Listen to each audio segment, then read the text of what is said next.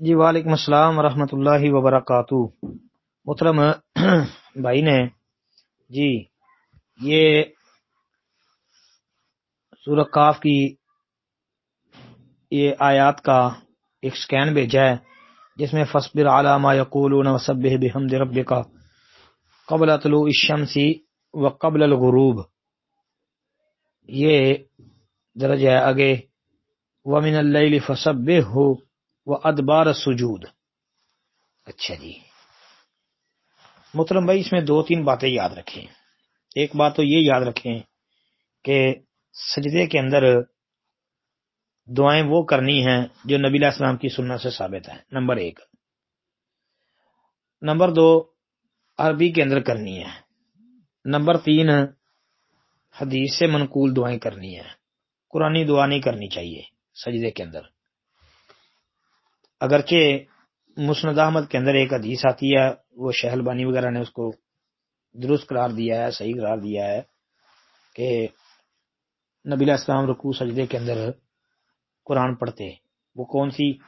وہ ان تعذبہم فانہم عبادک وان تغفر لہم فانک انت العزیز الحکیم، کہ پوری رات نبی علیہ الصلوۃ والسلام اس کو پڑھتے رہے۔ خیر یہ رات کی نماز کے متعلق آ گیا، لیکن نماز کے سجدے کے اندر قرآنی دعا نہیں پڑھنی چاہیے، اس لیے کہ صحیح مسلم میں واضح طور پر اس کی ممانت آ گئی ہے۔ نبی علیہ الصلوۃ والسلام نے منع فرمایا، حدیث میں آتا ہے کہ رکوع سجدے میں قرآن پڑھنے سے منع کیا اللہ کے رسول علیہ السلام نے، صحیح مسلم کے اندر دیکھ لیں۔ پھر اب اس آیت کریمہ کی تفسیر سمجھنی ہے تو بھائی یہ یاد رکھیں، یہ وسبح بحمد ربک اس سے مراد نماز ہے، یہ یاد رکھیں مراد نماز ہے۔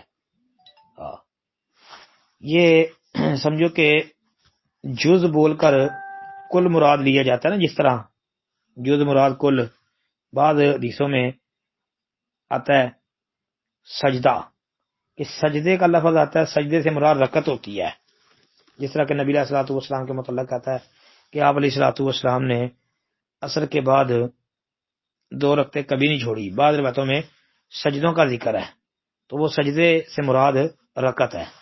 اسی طرح جز بول کر کل مراد لیا جاتا ہے، تو رکعت یا سجدہ بول کر پوری مراد بھی، نماز بھی مراد لی جاتی ہے۔ اسی طرح تسبیح اور تحمید بول کر پوری نماز مراد لی ہے، اس لیے کہ رکوع اور سجدہ کی طرح تسبیح اور حمد بھی نماز کا جز ہے۔ آپ اس کی دلیل کے لیے صحیح بخاری کتاب التفاسیر وہ دیکھ لیں، سورہ قاف کی تفسیر کے اندر ہی یہ آپ کو حدیث مل جائے گی۔ جریر بن عبداللہ بجلی رضی اللہ تعالی عنہ بیان کرتے ہیں، فرماتے ہیں کہ ہم نبی علیہ الصلوۃ والسلام کے پاس بیٹھے ہوئے تھے تو آپ علیہ السلام نے 14ویں رات کے چاند کو دیکھ کر فرمایا تھا انکم سترون ربکم کما ترون ھذا لا تضامون فی رؤیتہ فإن استطعتم الا تغلبوا علی صلاة قبل طلوع الشمس وقبل غروبها ففعلوا ثم قرأ وسبح بحمد ربک قبل طلوع الشمس وقبل الغروب۔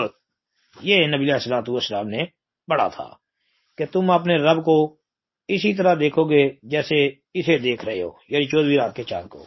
اسے دیکھنے میں تمہیں کوئی دقت پیش نہیں آئے گی، تو اگر تم یہ کر سکو کہ سورج طلوع ہونے سے پہلے اور اس کے غروب ہونے سے پہلے کی نماز کی ادائیگی میں کوئی تم پر غالب نہ آئے، یعنی کوئی چیز رکاوٹ نہ بنے، تو اس طرح کر لو۔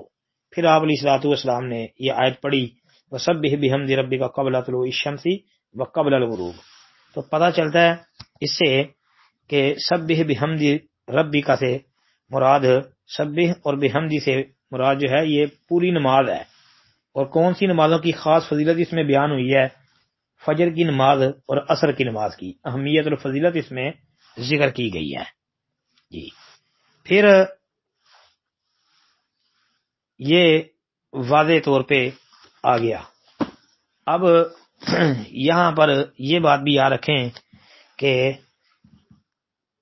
یہ جو لفظ آ گیا ہے وَمِنَ اللَّيْلِ فَسَبِّحْهُ وَأَدْبَارَ السُّجُودِ، اس کے متعلق بھی آپ صحیح بخاری کے اندر ہی پڑھ سکتے ہیں کہ عبداللہ بن عباس رضی اللہ تعالی عنہ نے فرمایا امرہ ان یسبح فی ادبار الصلوات کلھا، مطلب کہ یہ جو ادبار السجود ہے نا، صحیح بخاری کتاب التفسیر دیکھ لیں، وہ ادبار السجود اس کا معنی مفہوم مطلب کہ اللہ تعالیٰ نے آپ علیہ السلام کو حکم دیا ہے کہ آپ تمام نمازوں کے بعد تسبیح پڑھا کریں. یہاں تسبیح مراد ہے یہ جملے سے، وہ ادبار السجود سے، جس طرح کہ ابو ہریرہ رضی اللہ عنہ کی بیان کردہ وہ حدیث ہے کہ نبی علیہ السلام نے فرمایا جو شخص ہر نماز کے بعد 33 مرتبہ سبحان اللہ، 33 مرتبہ الحمدللہ اور 33 مرتبہ اللہ اکبر یہ کہے تو یہ 99 یعنی 99 دفعہ ہو گیا، اور 100 کا عدد پورا کرنے کے لیے لا الہ الا اللہ وحدہ لا شریک لہ لہ الملک وله الحمد وهو علی کل شیء قدیر، تو اس کے گناہ بخش دیے جاتے ہیں خاص سمندر کی جاگ کے برابر ہوں. اور بعض بخاری وغیرہ کے اندر یہ بھی آتا ہے کہ 33 مرتبہ سبحان اللہ، 33 مرتبہ الحمدللہ اور 34 مرتبہ اللہ اکبر. جی صحیح مسلم وغیرہ بھی دیکھ لیں. جی السلام علیکم ورحمۃ اللہ وبرکاتہ.